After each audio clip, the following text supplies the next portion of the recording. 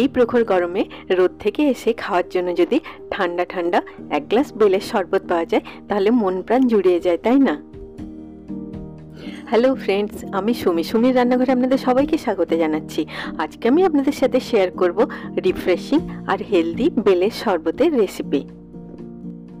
এই বেলের শরবতটা বানানোর জন্য এখানে আমি নিয়েছি একটা বড় পাকা বেল। আমার বাড়ির সামনেই একটা বেল গাছ থেকে বেলটা পড়ে দেখুন অলরেডি এটা ফেটেই গেছে। এবার আমি বেলের বাইরে শক্ত খোলাটাকে ছাড়িয়ে নিয়ে ভেতরের পাল্পটাকে একটা চামচে করে স্কুপ করে বার করে একটা বোলের মধ্যে রেখে নিচ্ছি। বেলটা গাছ থেকে পড়ে ফেটে গেছিল বলে এটা ছাড়াতে আমার একটু অসুবিধা হচ্ছে। আপনারা বেলটাকে আধা আধা করে ফাটিয়ে নেবেন। বেলে থাকে প্রচুর পরিমাণে vitamin A, B1, B2, C, potassium, calcium আর আয়রন। এটা আমাদের হার্ট, বোন, ডাইজেস্টিভ হেলথের জন্য খুবই ভালো। তাছাড়া যাদের ডায়াবেটিস থাকে তাদের জন্য বেলের শরবত খাওয়াটা খুবই উপকারী। দেখুন আমি বেলের সব পাল্পটাকে একটা বোলের মধ্যে বার করে নিলাম। আপনারা এভাবে 2-3টে বেলের পাল্প একসাথে বার করে একটা এয়ারটাইট কন্টেনার করে ফ্রিজে 10 দিনের জন্য স্টোরও করতে পারেন। এবার আমি পাল্পের মধ্যে দিয়ে দিলাম প্রায় 3 কাপের মতো ফ্রিজের ঠান্ডা জল। খুব বেশি ঠান্ডা জল দেবেন না, তাহলে ম্যাশ করার সময় হাতে ঠান্ডা লাগবে। এবারে এইভাবে হাত দিয়ে ম্যাশ করে পাল্পটা থেকে জুসটাকে বার করে নিচ্ছি।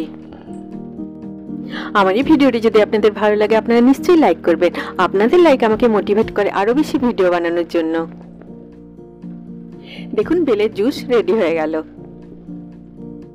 এবার একটা মিক্সিং বোলের উপর এইভাবে একটা স্ট্রেনার রেখে বেলের জুসটাকে স্ট্রেন করে নিচ্ছি। এইরকম একটা গোল হাতার সাহায্যে ভালোভাবে চেপে চেপে আপনারা সব বেলের জুসটাকে বার করে নেবেন। এইভাবে স্ট্রেন করে নিলে বেলের মধ্যে যে ফাইবার আর বীজগুলো থাকে সেগুলো আলাদা হয়ে যায়। বাংলায় একটা প্রবাদ আছে, বেল পাকলে কাকের কি। কাকের কিছু এসে না গেলেও আমাদের এসে যাবে, কারণ বেল পাকলে তবেই না আমরা এত সুস্বাদু বেলপানা, বেল শরবত খেতে পাবো, তাই না? দেখুন এই একইভাবে আমি বেলের সব জুসটাকে স্ট্রেন করে নিলাম।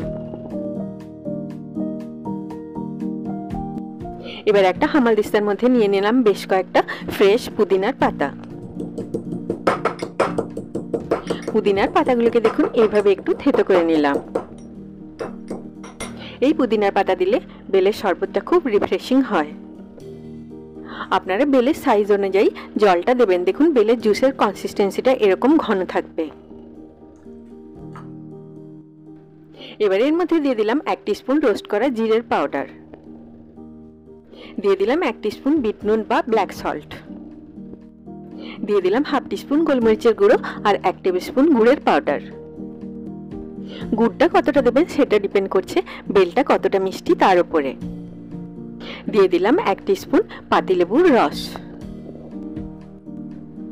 এবারে সব উপকরণগুলোকে খুব ভালোভাবে মিশিয়ে নিলাম। এখন যদি আপনি আমার চ্যানেলটিকে সাবস্ক্রাইব না করে থাকেন তবে নিশ্চয়ই সাবস্ক্রাইব করবেন আর পাশে থাকা বেল আইকনটি নিশ্চয়ই প্রেস করে দেবেন, তাহলে আমি যখনই নতুন কোনো ভিডিও আপলোড করব তার নোটিফিকেশন ঠিক আপনার কাছে পৌঁছে যাবে। এবারে এর মধ্যে দিয়ে দিলাম থেতো করে রাখা পুদিনার পাতা। সব উপকরণগুলোকে আরো একবার ভালোভাবে মিশিয়ে নিলাম।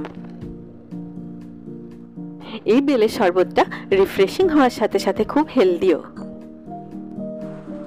এই বেলের শরবতটা সার্ভ করার জন্য একটা মাগের মধ্যে আমি দিয়ে দিলাম বেশ কয়েকটা আইস কিউবস।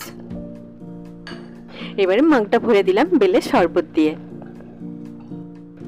এই প্রখর গরমে বাড়িতে আপনারা আনহেলদি সফট ড্রিঙ্কসকে রিপ্লেস করতে পারেন এই হেলদি আর রিফ্রেশিং বেলের শরবত দিয়ে। এইভাবে আপনারা বেলের শরবত বানিয়ে বটলে ভরে স্কুল বা অফিসের জন্যও দিতে পারেন। শরবতটাকে সাজিয়ে দিলাম পুদিনার পাতা দিয়ে। এই শরবতটাকে একটু অন্যরকম ভাবে সার্ভ করতে চাইলে আপনারা এইভাবে একটা বোলের মধ্যেও সার্ভ করতে পারেন। এই প্রখর গরমে সবাই সুস্থ থাকবেন, ভালো থাকবেন আর বেলের শরবতের মতো হেলদি পানীয় খাবেন। আবার আপনাদের সাথে আমার দেখা হবে আমার নেক্সট ভিডিওতে। Take care.